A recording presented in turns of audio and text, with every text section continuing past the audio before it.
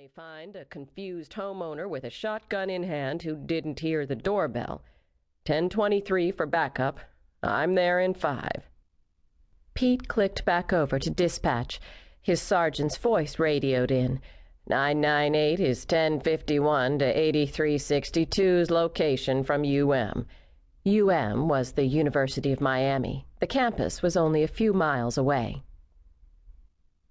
Pete checked the rest of the ground floor windows and the backyard sliding glass doors before walking back around to the front of the house. Next to the tricycle, he spotted a spilled tub of sidewalk chalk. The black night sky had begun to warm to periwinkle, and the birds hidden in the oak tree started to wake up and chirp in the soft darkness. He tried the front door again. Still no answer. A cold, anxious feeling spread through his bones as he waited on the porch. It seemed like a lifetime, and definitely more than 5 minutes before he saw the squad car pull down the street and park at the curb. Sergeant Demos was a large man, and with just weeks to go before his retirement party, things moved at a slower pace for him, both physically and mentally. It was another minute before the car door finally opened. "Still nothing, Kelowna?"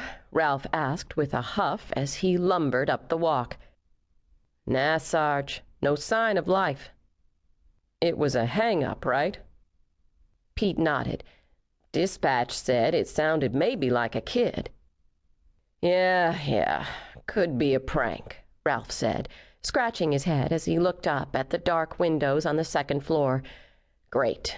Everyone's in bed except for Junior. Kid's sweating it out right now, watching us from behind Bugs Bunny curtains. Line's alive, but no ringing. No one's answering the door. I got a feeling, Sarge." "You and your feelings. I got a feeling you're looking for some OT. Pay down the college fund for those new babies you got coming." The sergeant used his baton to bang on the door. "Police! Anybody home?" After a moment, he looked at Pete again. "Any history on the house?"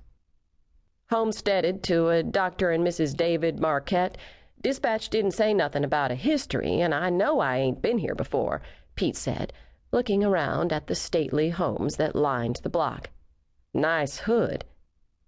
"Don't let the address fool you, Junior. O.J. lived in Beverly Hills." "Actually, I think it was Brentwood." "Same damn difference. The point I was trying to make was domestics happen everywhere. You'd do good to remember that." Ralph sighed. "A little kid? All right. Minimal damage. Take the pain. City's paying for it, so don't go Rambo." Using his flashlight, Pete broke out one pane of the frosted, etched glass that framed the front door, reached in, and unlocked the lock.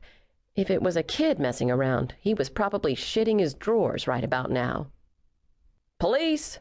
Everyone okay in here?" Pete yelled into the dark house. He pulled his Glock and stepped inside, his sergeant breathing like a porn star behind him. Shards of glass from the window pane crunched under his feet. He shone his flashlight into the room.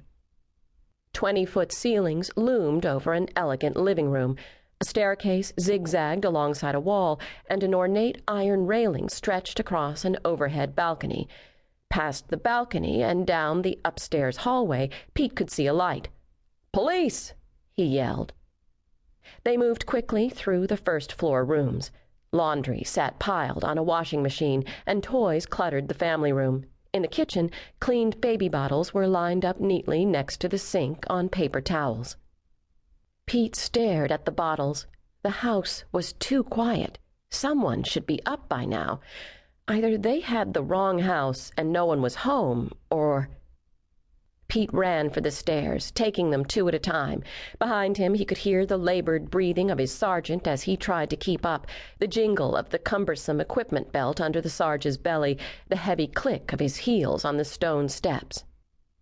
Dull yellow light spilled softly onto the landing from a back room whose door was partly closed. A nightlight? Family pictures smiled at him from every angle. All the other hall doors were shut tight. "Anything?" called Ralph, still on the stairs. Pete moved slowly toward the open door, snaking his way along the wall.